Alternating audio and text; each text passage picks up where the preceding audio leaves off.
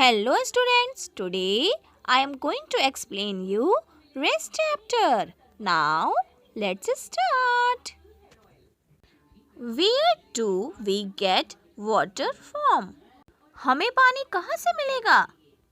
किसी को पता है क्या कि हमें पानी कहाँ से मिलता है? चलिए अब मैं बताती हूँ कि पानी कहाँ से मिलता है. Rain is the most important source of water on the earth. Students, बारिश जो है वो पृथ्वी पर पानी का सबसे महत्वपूर्ण स्रोत है. Rain falls on the ground.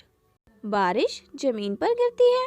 Some of rain water gets collected in seas, oceans, rivers, streams, springs, lakes and Pond's.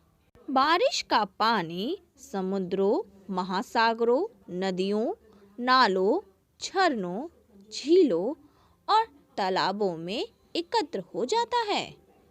Students, आपको पता है जब बारिश होती है तो बारिश का जो पानी है वो इन सब चीज़ों में जाकर भर जाता है. Some of it seeps into the ground and is called underground water. इसमें से कुछ जमीन में रिसता है और भूमिगत जल कहलाता है. इसका मतलब ये कि जमीन में कुछ पानी सोखता है और उस पानी को हम अंडरग्राउंड वाटर कहते हैं. We can use the underground water by digging wells and tube wells. On mountains, rains fall as snow because of the cold weather. When this snow melts, it gives water to the rivers. Rain also helps fill up the rivers and seas. The rivers flow and meet the seas and oceans. हम कुओं और tubewell, पहाड़ों को खोदकर भूमिगत जल का उपयोग कर सकते हैं.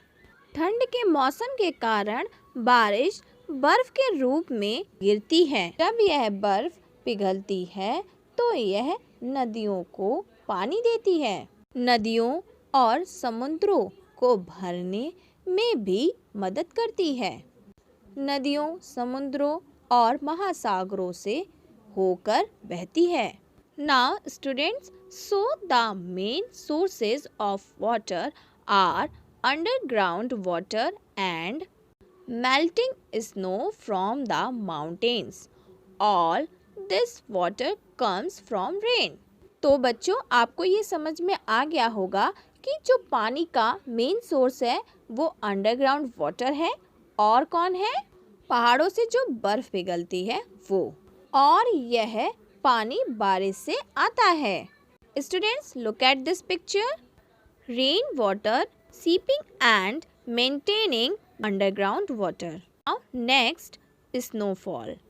Now next, well, a source of underground water. Now states of water.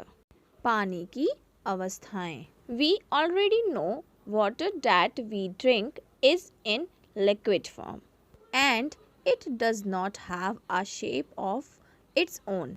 Students, हम यह जानते हैं कि हम जो पानी पीते हैं वह तरल रूप में है. इनका अपना कोई आकार नहीं होता. It takes the shape of the container that holds it. It can also exist as ice in solid form and as vapors in gaseous form. यह कंटेनर का आकार लेता है जो इसे धारण करता है. इसका मतलब ये कि हम पानी को जिस भी बर्तन में डालेंगे वो उस बर्तन का आकार ले लेगा. यह ठोस रूप में, बर्फ के रूप में और गैसीय रूप में, वाष्प के रूप में भी मौजूद हो सकता है. Now students, if water is kept in a very cold atmosphere, it starts turning into ice. This process is called freezing. When we put water in refrigerator, it turns into ice. Ice is the frozen form of water. Students, यदि पानी बहुत ठंडे वातावरण में रखा जाता है तो यह बर्फ में बदलना शुरू हो जाता है। इस प्रक्रिया को ठंड कहा जाता है। जब हम फ्रिज में पानी डालते हैं तो यह बर्फ में बदल जाता है। यह पानी से जमे हुए हैं। आपको ये समझ में आ गया होगा कि पानी 3 अवस्थाओं में होता है, जिसमें कि आज हमने पहली अवस्था पढ़ी, ठोस, मतलब solid form. Thank you, bye bye.